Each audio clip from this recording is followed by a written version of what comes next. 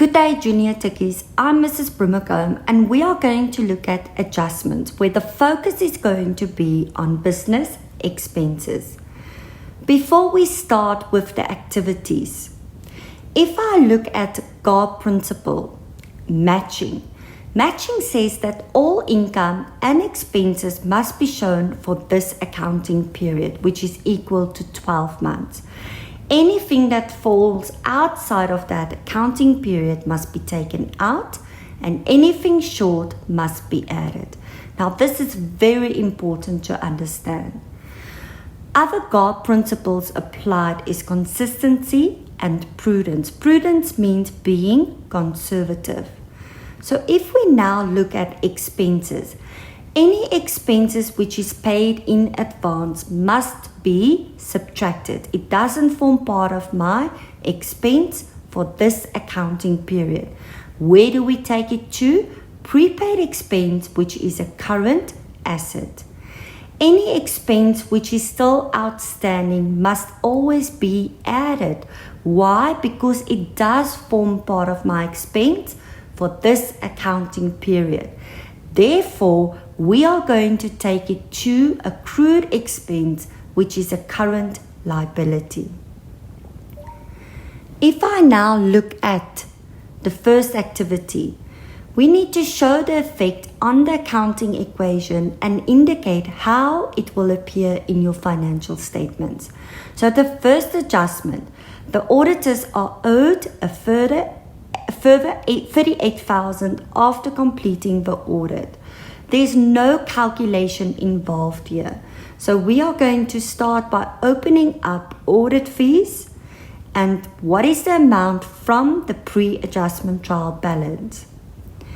Because it's still outstanding, it means that we need to add it to our expense and we need to open accrued expense. Therefore, audit fees will be debited, accrued expense credited. To show the effect on the accounting equation, because my expense increase, it has a negative effect, and current liabilities, accrued expense is a current liability which will increase. Now, where would this appear in my financial statements? Audit fees is closed off to the profit and loss account, which is an expense, because it's an expense. This reflects my total expense for this accounting period, and that's the same amount which will appear in your income statement. Accrued expense will go to trade and other payables. Adjustment number B, the premises have been hired since the 1st of October 2019. As from 1 October 2020, the rent was increased by $600 per month. The rent for February is still owed. So this is important to understand that my accounting period ends 28 February 2021 and it starts the 1st of March 2020. The rent increased from the 1st of October 2020. 1 month is still outstanding. So we've paid the rent for 11 months.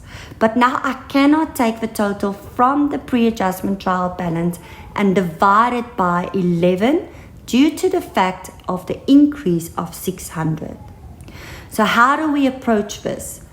The first step is by finding out what was the total amount, the increased amount for 4 months. Step number 2, subtract that from the total from the pre-adjustment trial balance so that we can work out what is our total rent for 11 months before any increase.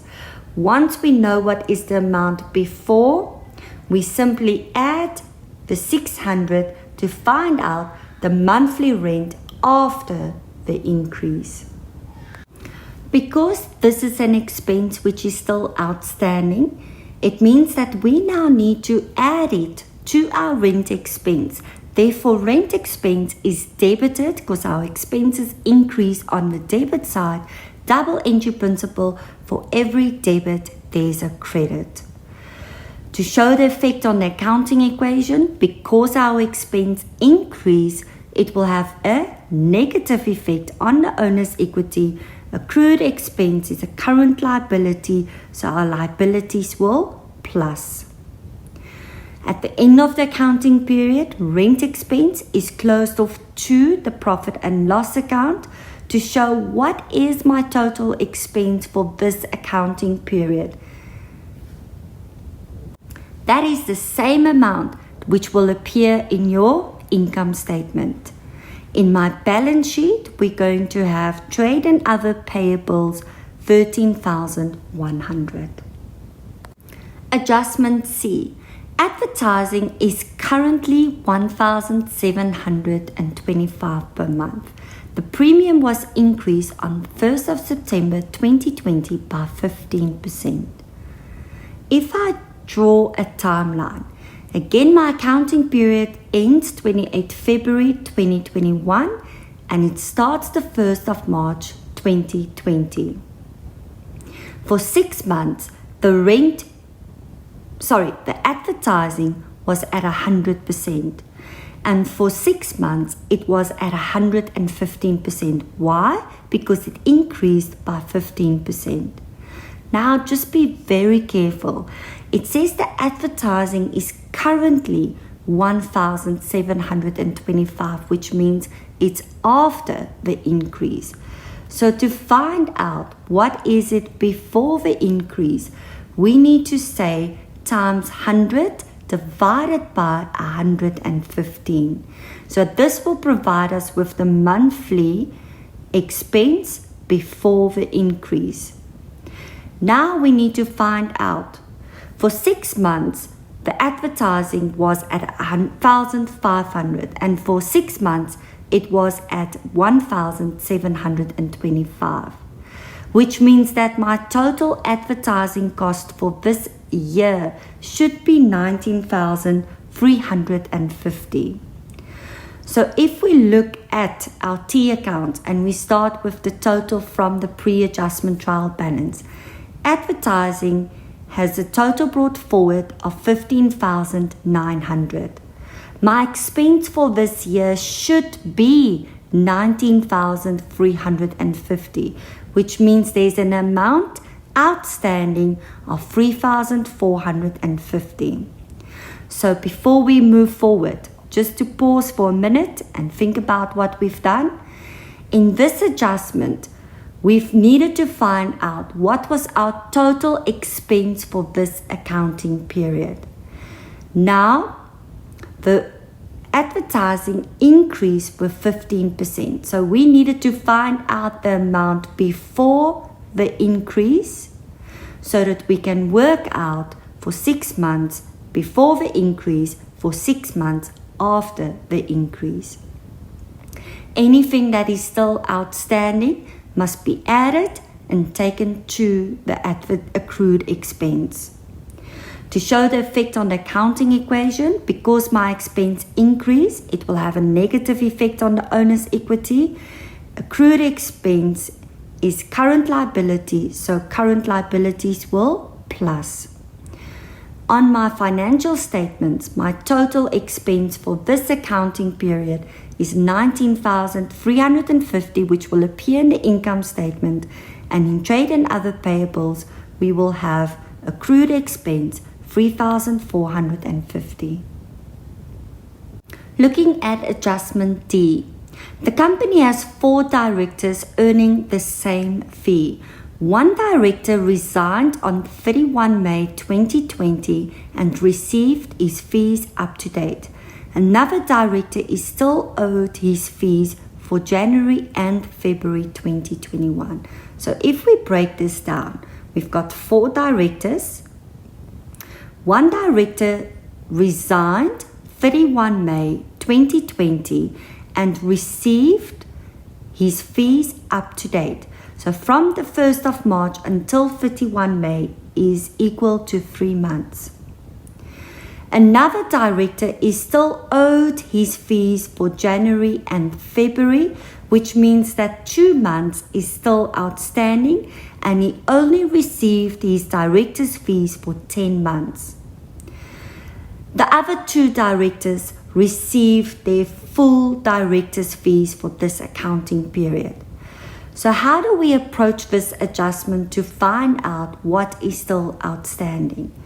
We are going to add all of that together.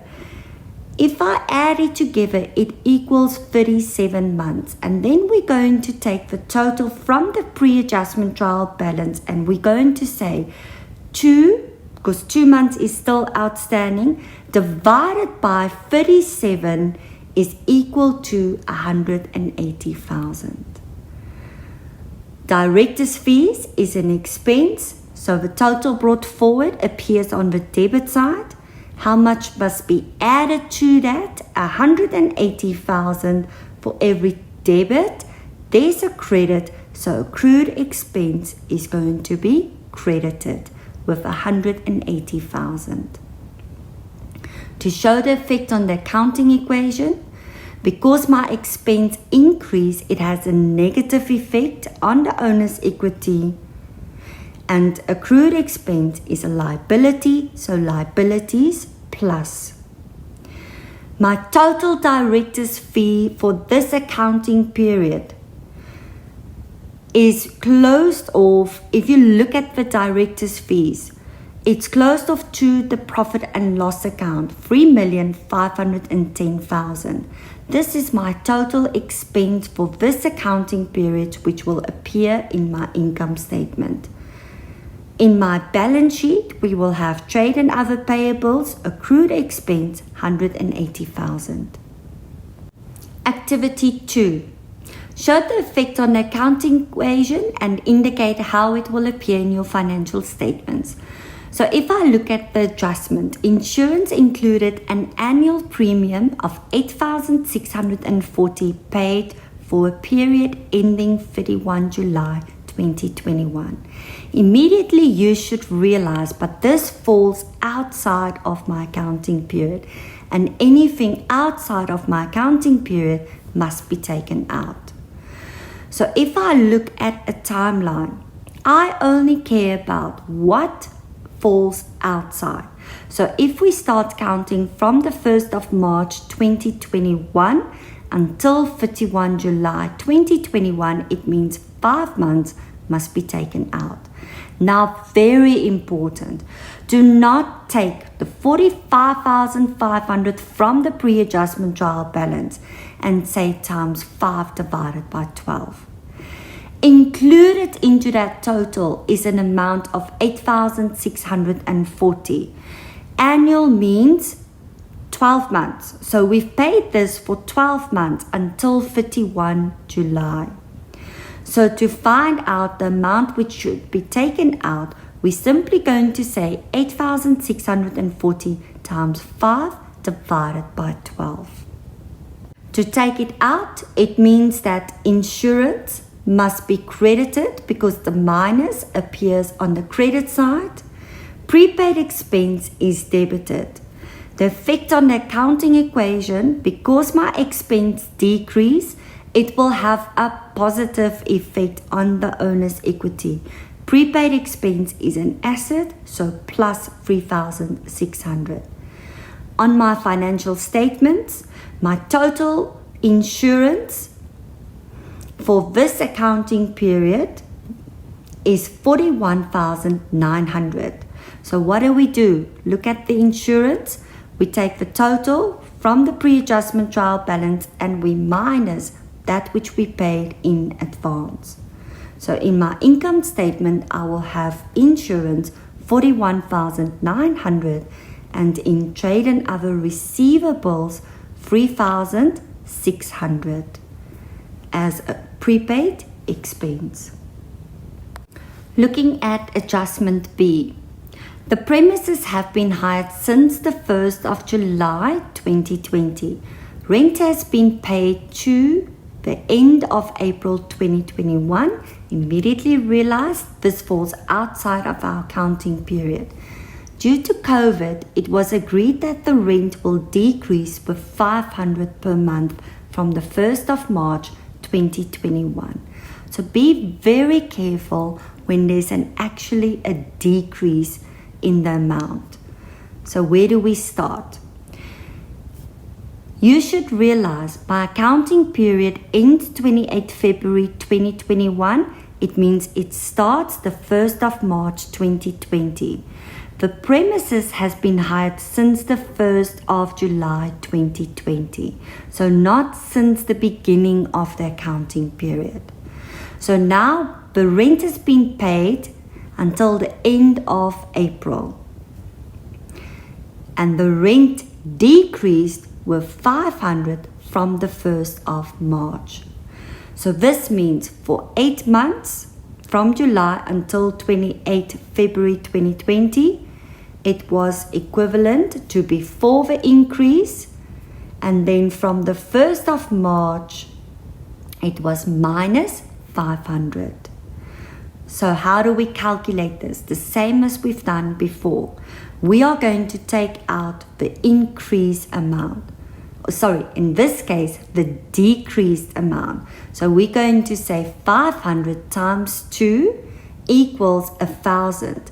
Now be careful, because it decreased, we're actually going to add the 1,000 to the amount from the pre-adjustment trial balance, so that we can find out what was the total amount before the decrease.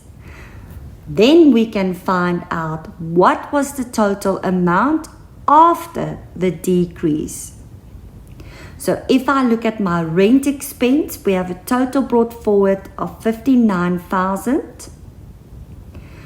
2 months must be taken out. It doesn't form part of my expense for this year. So now we need to take 5,500 times 2, which means 11,000 must be taken out. Then prepaid expense is an asset which will be debited. And if you're not sure if it should be debited, apply the double entry principle. If rent expense is credited, it means my prepaid expense is debited. Again, we need to show the effect on the accounting equation. Because my expense decreased, it will have a positive effect on the owner's equity. Prepaid expense is an asset, therefore plus. What will appear in my financial statements? My total rent for this accounting period is 48,000. We took 59,000 minus 11,000. And in my balance sheet, under trade and other receivables, we are going to have prepaid expense 11,000. Thank you very much. I hope that you have a better understanding of prepaid expenses and accrued expenses. This is something you've been doing since grade 10. So you can expect in grade 12 the level of difficulty will be different from grade 10 to 11. So if we look at now, I want to leave you with the following quote: believe you can, and you're halfway there. Next, we're going to look at income adjustment. I hope you have a wonderful day.